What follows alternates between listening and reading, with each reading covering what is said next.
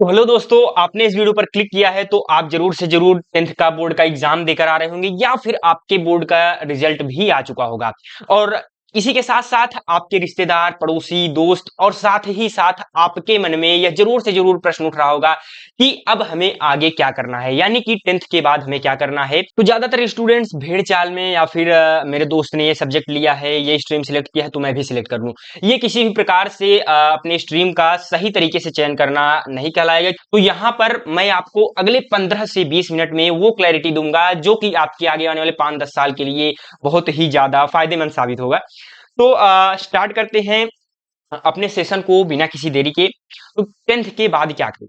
तो इसमें क्या होता है, मुख्य रूप से 10th के बाद 3 स्ट्रीम्स होते हैं। पहला होता है साइंस स्ट्रीम, दूसरा कॉमर्स और तीसरा ह्यूमैनिटीज या आर्ट्स। ठीक है, तो ह्यूमैनिटीज या आर्ट्स कई स्टूडेंट लेते हैं, कई स्टूडेंट कॉमर्स लेते हैं, कई स्टूडेंट साइंस लेते हैं। आपके बड़े भाई या बहन कोई भी स्टूडेंट होंगे, आपके माता पिता भी इसी स्ट्रीम से जो है जरूर से जरूर गुजरे होंगे। तो अब आपको क्या लेना है? अब सवाल उठता है कि आपकी बारी है, 10th आपका बीत चुका है, अब जो है आप 11th में आ चुके हैं। अब आपको खुद से सिलेक्ट करना है और साथ ही साथ उसमें मैं आपकी मदद करूंगा। ठीक है, तो सबसे पहले स्टार्ट करते हैं। सबसे पहला स्ट्रीम आता है साइंस स्ट्रीम। साइंस स्ट्रीम में आइए हम एक एक करके इसके बारे में जान लेते हैं, आखिर ये स्ट्रीम में चीजें क्या होती हैं। ठीक है, तो सबसे पहला यह उन छात्रों के लिए है जिनकी रुचि क्या कहते हैं, जो मतलब थोड़ा सा टेक्निकल क्षेत्रों में उनकी ज्यादा रुचि है या मेडिकल या फिर रिसर्च, तो ये साइंस स्ट्रीम उन्हीं स्टूडेंट्स के लिए है। ठीक है, और साथ ही साथ थोड़ा सा यहाँ पर बाकी स्ट्रीम्स के जरिए बाकी स्ट्रीम की अपेक्षाकृत आपको ज्यादा मेहनत करना पड़ सकता है।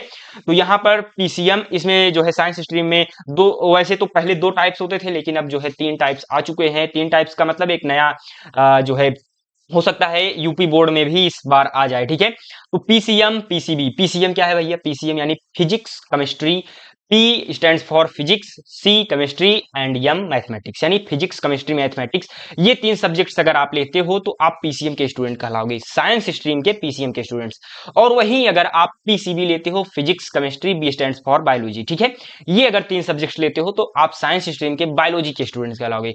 और वहीं वहीं अगर आप ये चारों सब्जेक्ट्स ले लेते हो, फिजिक्स केमिस्ट्री मैथमेटिक्स और बायोलॉजी, तो आप वहीं पर मतलब दोनों कैटेगरी के यानी ओवरऑल साइंस स्ट्रीम के स्टूडेंट कहलाएंगे। और इसमें जो है थोड़ा सा मेहनत ज्यादा करना पड़ सकता है या करना पड़ता है, क्योंकि 4 सब्जेक्ट्स का बर्डन होता है। और साथ ही साथ यहाँ पर ये स्ट्रीम मैं अगर मेरे टाइम पे मतलब यूपी बोर्ड में होता तो मैं लेता, शायद मेरे स्कूल में वैसे नहीं था, इस नाते मैंने इस पर ज्यादा जोर नहीं दिया, नहीं तो मैं यही लेता। अभी आपको क्या लेना है उसके बारे में हम डिस्कस करते हैं। तो सबसे पहले पीसीएम में होता क्या है आप जान लीजिए, उसके बाद आप खुद ब खुद आपको पता लग जाएगा कि आपको क्या लेना है। ठीक है, यदि आप इंजीनियरिंग, आर्किटेक्चर या डिफेंस, डिफेंस यानी एनडीए होता है एक 12th के 11th 12th से अगर आप तैयारी करते हैं, 12th के बाद ही एग्जाम होता है। 16-17 साल की उम्र से ही मतलब उसमें सिलेक्शन होता है। 4 साल वहां पर आप जाएंगे नेशनल डिफेंस एकेडमी में, वहां पर ट्रेनिंग होगी आपकी 4 साल की, वहीं से ही आपको वेतन मिलना स्टार्ट हो जाता है 50,000 स्कॉलरशिप के तौर पे। तो मतलब बहुत अच्छी चीज है, उसके बारे में भी मैं डिटेल में वीडियो बनाऊंगा। अगर एक एक टॉपिक पर डिस्कस करने लग जाऊंगा तो बहुत टाइम लग जाएगा। बस यहाँ पर एक मोटा माटी आपको एक आइडिया लग जाएगा कि यहाँ पर होता क्या है। इंजीनियरिंग में जा सकते हैं, आर्किटेक्चर में, डिफेंस, एनडीए में अगर आप जाना चाहते हैं तो ये जो है पीसीएम आपके लिए बेस्ट है। ठीक है, और साथ ही साथ पीसीबी यानी फिजिक्स केमिस्ट्री बायोलॉजी, ये वह सेक्टर है जिसमें आप क्या कहते हैं डॉक्टर, नर्स और उसके बाद क्या है फार्मासिस्ट और उसके बाद क्या है फिजियोथेरेपिस्ट।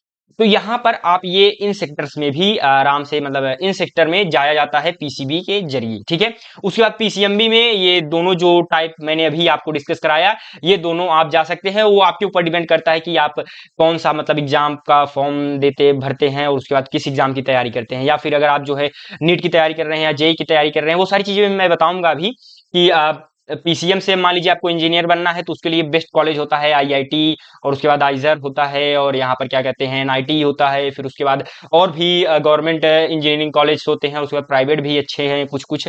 तो ओवरऑल इंजीनियरिंग कॉलेज होते हैं, उसमें आप जाते हैं 4 साल आपकी जो है क्या कहते हैं आप 4 साल वहां पर पढ़ते हैं। बीटेक एक कोर्स होता है, उसको करते हैं, तब जाकर के आप इंजीनियर बनते हैं। उसके बाद एमटेक भी आप अगर करना चाहे तो कर सकते हैं। तो इस हिसाब से सारी चीजें मैं स्पेसिफिक अगर इस पर अगर आप वीडियो चाहेंगे तो मैं कमेंट करेंगे तो मैं जरूर से जरूर बनाऊंगा, लेकिन अभी पार्ट्स पर डिस्कस करते हैं, बहुत सारी चीजें डिस्कस करनी है। तो साइंस में ओवरऑल ये चीजें होती हैं। ठीक है, अब आते हैं दूसरे स्ट्रीम पर, कॉमर्स। तो कॉमर्स में क्या होता है मेरे भाई? कॉमर्स में होता है यदि आपकी जो रुचि है, आप जो है ज्यादा लगाव रखते हैं बिजनेस, इकोनॉमी, अकाउंटिंग में, जो थोड़ा सा अगर आप इन चीजों में रुचि रखते हैं तो ये आपके लिए बहुत ही अच्छा विकल्प है। क्यों? क्योंकि यहाँ पर जो कोर सब्जेक्ट्स हैं क्या है, अकाउंटेंसी है। यहाँ पर अकाउंटिंग में अगर आपको ज्यादा रुचि है तो आराम से ये ले सकते हैं, और बिजनेस स्टडीज, इकोनॉमिक्स, ये कोर सब्जेक्ट्स हैं इसमें। जैसा कि अभी हमने साइंस स्ट्रीम में देखा, physics, chemistry, mathematics, biology, 4 subjects थे, वैसे ही यहाँ पर कॉमर्स में आपके जो है अकाउंटेंसी, बिजनेस स्टडीज और उसके बाद इकोनॉमिक्स, ये 3 सब्जेक्ट्स मुख्य हैं। और अगर आप वैकल्पिक के तौर पर अगर मैथमेटिक्स लेना चाहते हैं, इंफॉर्मेटिक्स प्रैक्टिसेस अगर आपका स्ट्रांग है तो आप ये भी ले सकते हैं, ठीक है, अगर आपका इसमें भी इंटरेस्ट है, ठीक है। उसके बाद कैरियर में अब बात करते हैं। जैसा कि हमने देखा कि इंजीनियरिंग, डिफेंस में जा सकते हैं मैथमेटिक्स के जरिए, बायोलॉजी में डॉक्टर है, और उसके बाद फिजियोथेरेपिस्ट है, ये सारी चीजें उसमें जा सकते हैं। उसी प्रकार से इसमें जो है कॉमर्स स्ट्रीम में क्या होता है कि चार्टर्ड अकाउंटेंट, सीए आप बन सकते हैं, कंपनी से क्या है, हाँ, कंपनी सेक्रेटरी है, और उसके बाद इन्वेस्टमेंट बैंकिंग या एमबीए, ये सभी आप इन सेक्टर्स में भी आराम से जा सकते हैं। जा सकते का मतलब अगर आप तैयारी करते हैं तो जरूर जाएंगे, ठीक है। अगर आपका जरा सा भी रुचि है, या मतलब बहुत अगर आप इंटरेस्ट लेते हैं इन चीजों में, थोड़ा मेहनत करते हैं हार्ड वर्क के जरिए, हार्ड वर्क ही मायने रखता है, तभी आप पहुंच पाएंगे, क्योंकि कंपटीशन का जमाना है, आपको पता ही है।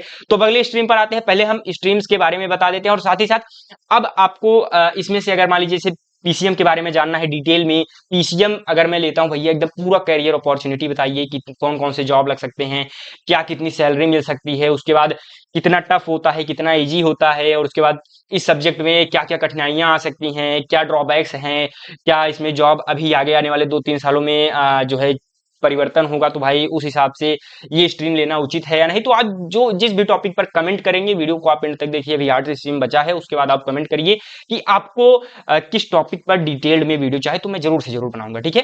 तो आगे बढ़ते हैं। थोड़ा सा वीडियो का लेंथ ज्यादा हो क्योंकि समझाने में थोड़ा वक्त जाएगा, क्योंकि ये कैरियर की बात है भाई। अभी यहाँ पर थोड़ा 10-5 मिनट अगर आप एक्स्ट्रा देते हैं तो आपके लिए थोड़ा सा मतलब कहीं ना कहीं फायदा तो जरूर से जरूर होगा, ठीक है। तो आर्ट्स या ह्यूमैनिटीज में अगर आप जाते हैं तो यहाँ पर जो है यह स्ट्रीम बहुत विस्तृत है, यानी वास्ट है, एक तरीके से आप कह सकते हैं। यहाँ पर क्या होता है, इसमें करियर के बहुत विकल्प होते हैं। आर्ट्स में जो है बहुत सारे सब्जेक्ट्स आ जाते हैं, जैसे हिस्ट्री, ज्योग्राफी, पॉलिटिकल साइंस हो गया, साइकोलॉजी हो गया, सोशोलॉजी हो गया, उसके बाद हिंदी, इंग्लिश, संस्कृत हो गया, और संगीत वगैरह भी आ जाते हैं, आर्ट्स भी आ जाता है। तो बहुत सारे सब्जेक्ट्स आ जाते हैं, इसमें काफी सब्जेक्ट होते हैं। जब आप और डिटेल में जानेंगे, आप इसके अलावा भी कोई सब्जेक्ट लेना चाहते हैं, आप देखेंगे तो यहाँ पर बहुत सारे सब्जेक्ट्स आपको मिल जाते हैं। यानी कि उस स्ट्रीम में जो मैंने मेन मेन सब्जेक्ट्स बताया उसको छोड़ करके बाकी सभी सब्जेक्ट्स, लगभग सब्जेक्ट्स इसमें आ जाते हैं, ठीक है। और यहाँ पर कुछ और फाइन आर्ट्स जैसा कि मैंने कहा, उसके बाद इकोनॉमिक्स है, लीगल स्टडीज है, तो ये सभी इसमें आ जाते हैं, ठीक है। तो ये आपका आर्ट्स और ह्यूमैनिटीज वाला पार्ट है। इस सब्जेक्ट में आप ये मतलब जो है इस स्ट्रीम में आप ये सब्जेक्ट्स ले सकते हैं। आर्ट्स का मतलब सिर्फ ये नहीं है कि केवल आपको छापना है, आर्ट्स करना है। यहाँ पर हिस्ट्री, ज्योग्राफी, ये सभी सब्जेक्ट्स आपको पढ़ने होते हैं, ठीक है। और यहाँ पर कैरियर में सबसे आईएएस, आईपीएस आपने जरूर नाम सुना ही होगा, बचपन में ही लॉ हो गया, जर्नलिज्म हो गया, उसके बाद जर्नलिज्म, ठीक, उसके बाद क्या है फैशन डिजाइन, और उसके बाद टीचिंग, ये सभी कैरियर अपॉर्चुनिटीज यहाँ पर होती हैं। और साथ ही साथ एक चीज मैं और बता देना चाहता हूँ, जितने भी चीजें यहाँ पर लिखी गई हैं ये सभी आप चाहे क्या कहते हैं आर्ट्स, क्या कहते हैं आप चाहे साइंस के विद्यार्थी हों या फिर कॉमर्स के, आप ये सारी चीजें कर सकते हैं, ठीक है। इसमें कोई प्रॉब्लम नहीं है, ठीक है। कॉमर्स में हो सकता है 1-2 चीजें इसमें हो कि जो आप नहीं कर सकते, लेकिन आईएएस, आईपीएस तो आप जरूर बन सकते हैं कॉमर्स के जरिए, ठीक है। तो ये सारी चीजें मैंने यहाँ पर आपको डिस्कस करा दिया अभी 3 पार्ट्स के बारे में, और एक पार्ट बचा है डिप्लोमा वगैरह, उसके बारे में भी आइए जान लेते हैं। अगर आपको पढ़ाई से हट करके स्किल बेस्ड अगर आप जॉब पाना चाहते हैं तो ये आपके लिए बहुत ही ज्यादा कारगर या फायदेमंद साबित होगा। तो यहाँ पर क्या है, यदि आप 10वीं, 11वीं, 12वीं की पारंपरिक पढ़ाई के बजाय सीधे किसी विशेष कौशल या स्किल को सीखकर नौकरी पाना चाहते हैं, पैसे कमाना चाहते हैं, तो ये आपके लिए मतलब बेस्ट है। तो यहाँ पर पॉलिटेक्निक में पॉलिटेक्निक होता है, आईटीआई होता है, पैरामेडिकल। तो आइए एक एक करके जानते हैं। पॉलिटेक्निक क्या होता है, 3 साल का डिप्लोमा इन इंजीनियरिंग होता है। जैसे यहाँ पर क्या है, मैकेनिकल और सिविल और इलेक्ट्रिकल, ये सभी इंजीनियरिंग कोर्सेज होते हैं। अगर आप इसको करते हैं तो इस 3 सालों के बाद आराम से आप जो है किसी भी कंपनी में आराम से जॉब कर सकते हैं अच्छी खासी। अगर आपका एक्सपीरियंस बढ़ेगा तो नौकरी आपकी मतलब जो है जॉब, थोड़े से पेमेंट जो आपके इनकम होंगे सालाना, जो आपका पैकेज होगा वो बढ़ता चला जाएगा, ठीक है।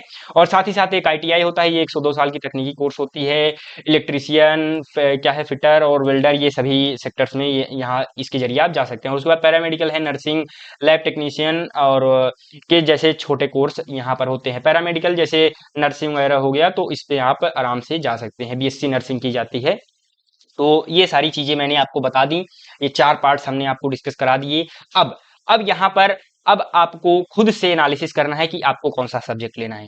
मैंने यहाँ पर सारी चीजें आपको डिस्कस करा दी। पहला मैंने आपको बताया सब्जेक्ट कौन कौन से होते हैं, मेहनत आपको सबसे ज्यादा देखिए, सबसे अगर ज्यादा क्या कहते हैं, सभी स्ट्रीम में बराबर अपॉर्चुनिटी है, सबसे पहली चीज मैं ये बता देना चाहता हूँ। और दूसरी चीज, यहाँ पर अब मैंने जो भी आपको बताया, और उसके बाद अब आप जो है अपने बड़े भाई बड़ी बहन या फिर क्या कहते हैं अपने माता पिता से थोड़े मतलब जो भी नाते रिश्तेदार आपको बताएं, उनसे भी आप ज्ञान ले लीजिए।